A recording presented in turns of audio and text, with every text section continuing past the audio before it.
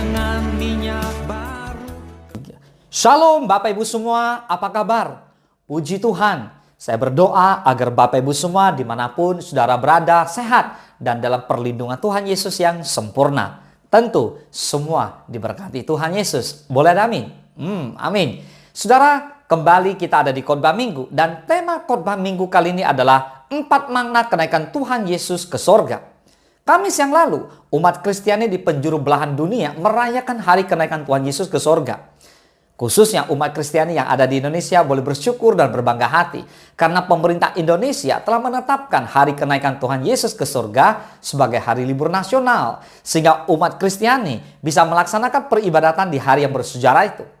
Lain halnya di beberapa negara seperti Singapura, hari kenaikan tersebut bukan hari libur. Itulah sebabnya perkantoran di sana dibuka seperti biasanya. Kendati pun memang realita yang kita lihat bahwa peristiwa kenaikan ini dirayakan tidak semeriah atau gaungnya nih sampai kemana-mana dalam menyambut hari-hari besar umat Kristen yang lain, semisal Natal, Paskah, dan lain-lain.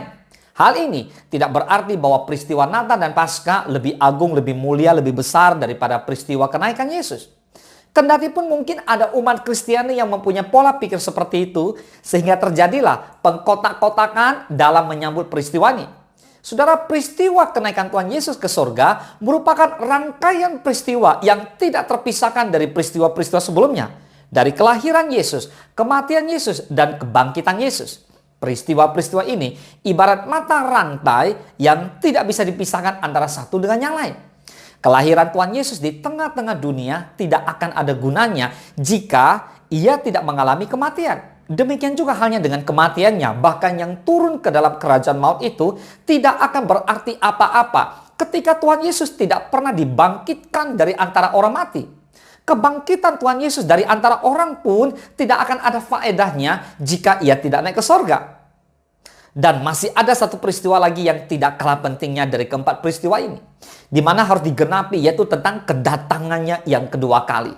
Dan sebelum kedatangannya kedua kali, kita pun merayakan yang namanya Pentakosta, yaitu pencurahan Roh Kudus. Jadi ada 5K yang harus digenapi dalam diri Tuhan Yesus. Kelahiran, kematian, kebangkitan, kenaikan, dan kedatangan. So, kenaikan Tuhan Yesus ke sorga menjadi puncak pelayanan Tuhan Yesus di muka bumi ini. Katakan amin. Oke. Berbicara tentang kenaikan Tuhan Yesus ke sorga, Alkitab mencatat bahwa sesudah kebangkitannya dari antara orang mati selama 40 hari, ia berulang-ulang kali menampakkan diri kepada murid-muridnya. Bahkan bukan hanya sekedar menampakkan diri, tetapi juga berdialog dan makan bersama-sama dengan mereka. Perbincangan antara Tuhan Yesus dengan murid-muridnya berlanjut juga dalam perjalanan menuju Bukit Zaitun dekat Betania. Tentunya ada maksud Allah mengapa Tuhan Yesus harus menampakkan diri secara berulang-ulang selama 40 hari. Saudara, masih segar ya dalam ingatan kita di mana kematian Tuhan Yesus yang sangat sadis itu telah mengguncang iman para murid. Sehingga mereka pun hidup tercerai-berai, bahkan bagaikan domba tanpa gembala, bagaikan anak ayam yang kehilangan induknya. Mengapa tidak guru yang mereka teladani bangga-banggakan terbujur kaku, mati dengan sadis dan sangat hina, yaitu disalib. Nah, salib gambaran kematian yang paling hina. Saat itu, pengharapan para murid telah kandas. Cita-cita mereka untuk duduk di sebelah Tuhan Yesus pupus sudah. Itulah sebabnya para murid kembali ke aktivitasnya masing-masing sebelum mereka dipanggil. Tetapi pemikiran murid-murid beda dengan kemahakuasaan Allah. Karena realitasnya berbalik 100%. Kematian tidak mampu menahan tubuh Tuhan Yesus di dalam kubur. Dan pada hari yang ketiga, ia bangkit dari antara orang mati. Kebangkitan Yesus kemenangan kita semua. Ada amin. Kebangkitan Tuhan Yesus disusul dengan penampakan dirinya secara berulang-ulang. Tentunya untuk memulihkan iman para murid yang telah goncang saat itu. Dan menjelang kenaikannya ke surga, Tuhan Yesus pun berpesan kepada para murid, jangan meninggalkan Yerusalem. Ayo kita baca Kisah Para Rasul 1 ayat keempat. Pada suatu hari ketika ia makan bersama-sama dengan mereka, ia melarang mereka meninggalkan Yerusalem dan menyuruh mereka tinggal di situ menantikan janji Bapa. Yang demikian katanya, telah kamu dengar daripadaku. Dan satu lagi, yaitu perintah memberitakan Injil. Ayo kita baca di Markus 16 ayat ke-15. Lalu ia berkata kepada mereka, pergilah ke seluruh dunia, beritakanlah Injil kepada segala makhluk. Katakan amin.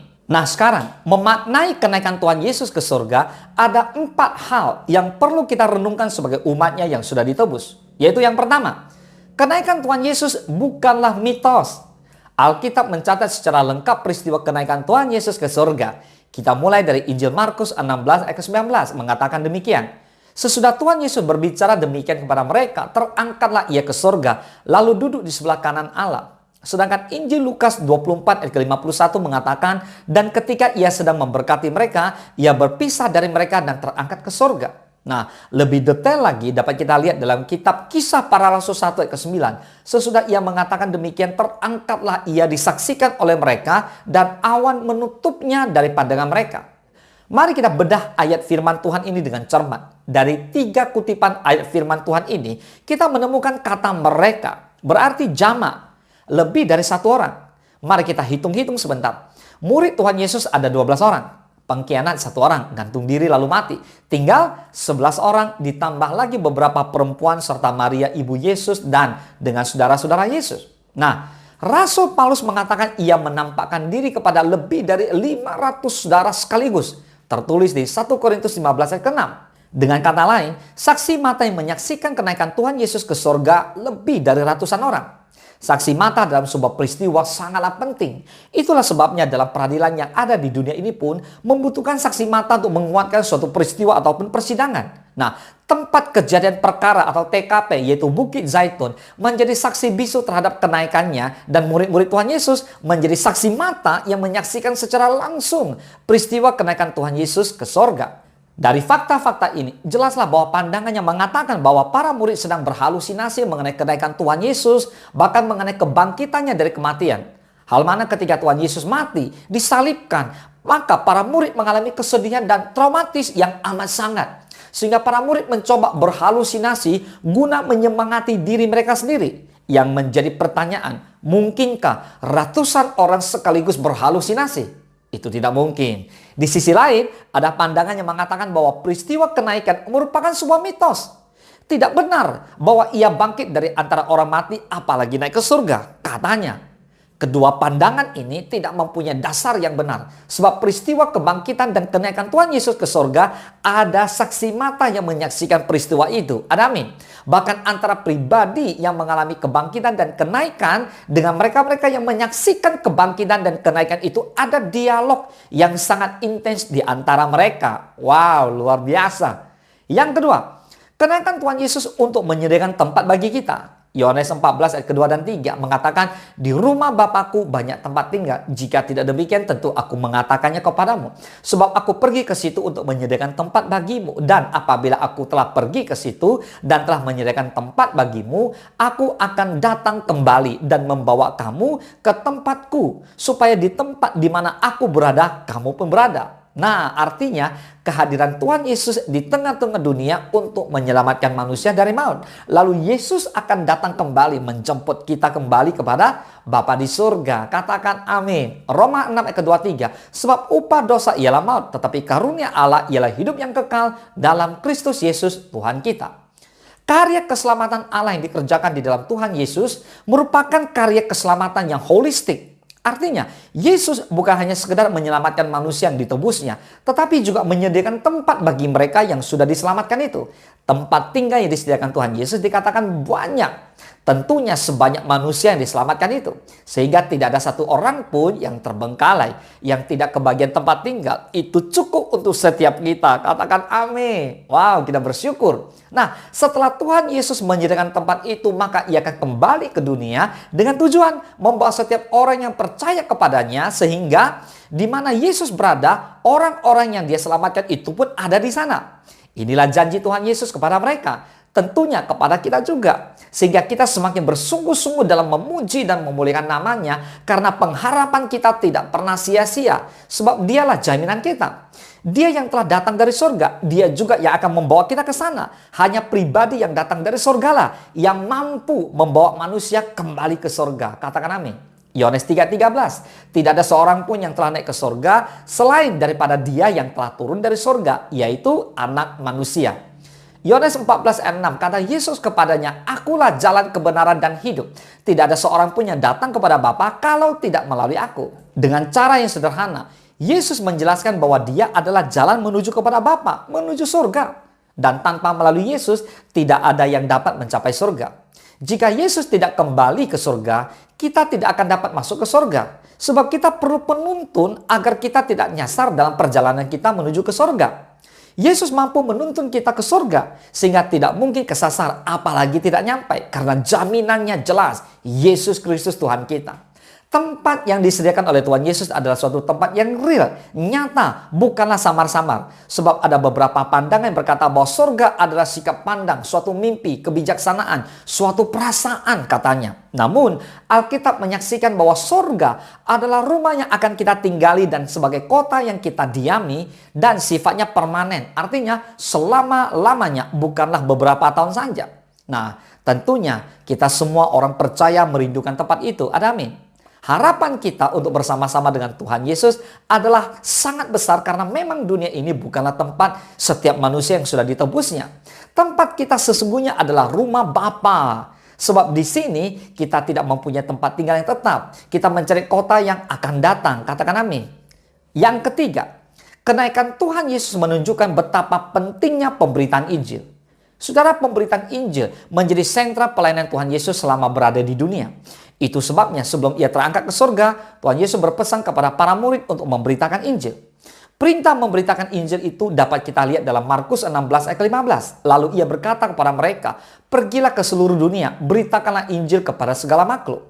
Lalu ada di Matius 28 ayat 19 berkata, karena itu pergilah, jadikanlah semua bangsa muridku dan baptislah mereka dalam nama Bapa dan Anak dan Roh Kudus. Kisah Para Rasul 1 ayat ke-8, tetapi kamu akan menerima kuasa kalau Roh Kudus turun ke atas kamu. Dan kamu akan menjadi saksiku di Yerusalem dan di seluruh Yudea dan Samaria dan sampai ke ujung bumi. Katakan amin. Nah saudara, dari beberapa kutipan ayat firman Tuhan ini, Tuhan Yesus sebelum kenaikannya ke surga memberikan perintah kepada para murid-muridnya agar menjadi saksinya. Hal itu dimulai dari tempat di mana mereka berada, yaitu Yerusalem, sampai ujung bumi. Dengan demikian, tidak ada daerah atau kota di mana Injil tidak diberitakan. Jadi, dari hal ini kita melihat bahwa penginjilan bukan sesuatu yang boleh ada atau tidak. Pemberitaan Injil bukanlah menjadi sebuah opsi pilihan mau atau tidak mau. Tugas memberitakan Injil diberikan oleh Yesus sebagai sebuah keharusan. Itu juga yang pernah ditegaskan oleh Rasul besar bernama Paulus. Dikatakan di 1 Korintus 9 ayat 16b. Celakalah aku jika aku tidak memberitakan Injil. Jadi saudara, perintah untuk memberitakan Injil bukan disampaikan hanya kepada orang tertentu. Artinya, perintah itu menjadi tugas dan tanggung jawab semua orang yang sudah diselamatkan oleh Tuhan Yesus Kristus. Saudara, untuk menjadi saksi Tuhan tidak ditujukan hanya untuk pendeta, majelis gereja, ataupun para pelayan Tuhan.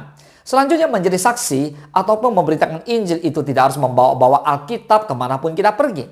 Dengan cara yang sangat sederhana pun kita bisa menjadi saksi. Memberitakan Injil yakni lewat pola hidup kita sehari-hari. Kalau saudara dipercayakan Tuhan sebagai seorang pemimpin, jadilah seorang pemimpin yang baik dan bijak bagi bawahan saudara. Jika saudara sebagai seorang pekerja, bekerjalah seperti Anda berbuat kepada Tuhan. Ini contoh sederhana menjadi saksi ataupun memberitakan Injil. Jadilah saksi-saksi Tuhan kapanpun dan dimanapun kita berada. Katakan amin. Dan yang keempat, kenaikan Tuhan Yesus ke surga supaya penghibur, yaitu Roh Kudus, penolong, bisa dicurahkan. Nah, Tuhan Yesus naik ke surga supaya penghibur atau Roh Kudus bisa dicurahkan. Lihat Yohanes 16 ayat ke-7. Namun benar yang kukatakan ini kepadamu adalah lebih berguna bagi kamu jika aku pergi. Sebab jikalau aku tidak pergi, penghibur Roh Kudus itu tidak akan datang kepadamu. Tetapi jikalau aku pergi, aku akan mengutus dia kepadamu. Peranan Roh Kudus adalah sebagai penghibur. Nah, bagi dunia, ia akan mengisafkan dunia akan dosa, kebenaran dan penghakiman. Nah, bagi kita, Roh Kudus akan memimpin kita ke dalam keseluruhan kebenaran. Kalau kita tidak memiliki Roh Kudus, maka roh kebenaran tidak ada di dalam kita. Ada hal-hal yang kelihatannya baik, tetapi bukan merupakan suatu kebenaran. Tapi kalau dia ada di dalam kita, maka roh kebenaran itu akan memimpin kita di dalam seluruh kebenaran. Boleh katakan amin? Roh Kudus akan memberitahukan kepada kita hal-hal yang akan datang.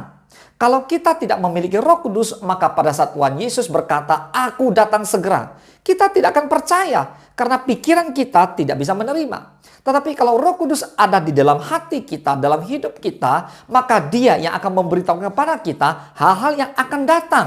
Karena itu kita percaya dan kita berkata, "Amin." Yesus Tuhan datanglah segera. Maranatha, Tuhan datanglah. Tuhan Yesus datanglah segera. Yang mau dan setuju dan percaya katakan amin. Nah, karena Roh Kudus ada di dalam hati kita, dalam hidup kita, maka kita bisa memuji-muji Tuhan Yesus. Kita bisa katakan, Tuhan Yesus engkau baik, engkau dahsyat, luar biasa. Nah, itu yang selalu saya katakan kepada Tuhan Yesus setiap hari. Bagaimana dengan saudara? Saya percaya Bapak Ibu juga sama-sama ya. Katakan Tuhan Yesus dahsyat. Amin. Tuhan Yesus luar biasa. Amin.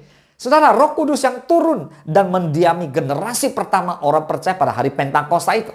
Jadi setelah peristiwa kenaikan dalam 10 hari kemudian kita menantikan pencurahan Roh Kudus. Dan kita percaya hari itu adalah Pentakosta. Di mana hari itu yang terjadi dalam sejarah kekristenan telah memperlihatkan bahwa Tuhan telah memberikan kuasa kepada seorang mantan nelayan untuk menjadi seorang pengkhotbah yang dahsyat, berwibawa, berkarisma yang dahsyat sekali. Ajakannya bersambut, sekitar 3.000 orang memberi diri baptis. Karena kuasa Roh Kudus itulah Injil diberitakan dengan berani. Kemudian Injil dibawa dan diberitakan oleh para peziarah yang balik ke tempat asalnya.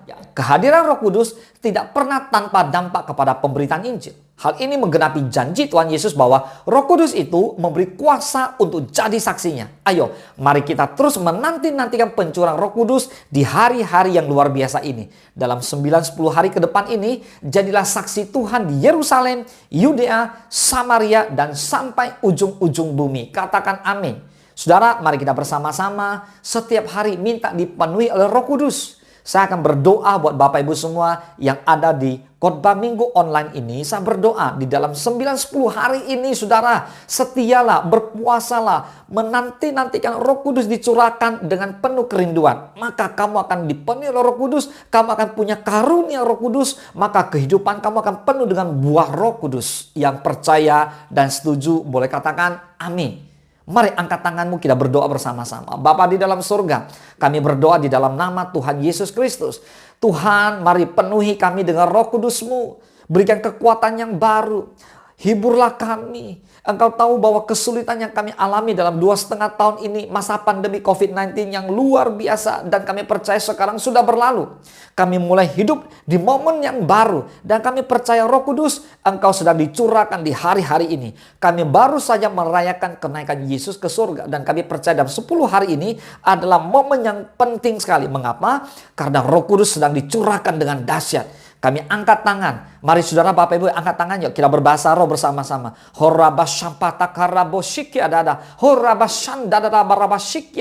Bapak, kami berdoa buat setiap Bapak Ibu yang ada di rumah-rumah, anak muda, anak kecil, orang tua, suami, istri saat ini terima pengurapan kasih Kristus, pengurapan daripada Allah Roh Kudus. Penuhi Bapak Ibu semua, terima. Kamu akan menjadi saksi Tuhan di Yerusalem, Yudea, Samaria, bahkan sampai ujung-ujung bumi. Terima kuasa Roh Kudus dan hidupmu pasti berubah. Jadilah anak Tuhan Yesus yang dahsyat, yang bangkit, yang siap memberitakan Injil, yang hidup penuh dengan kemenangan.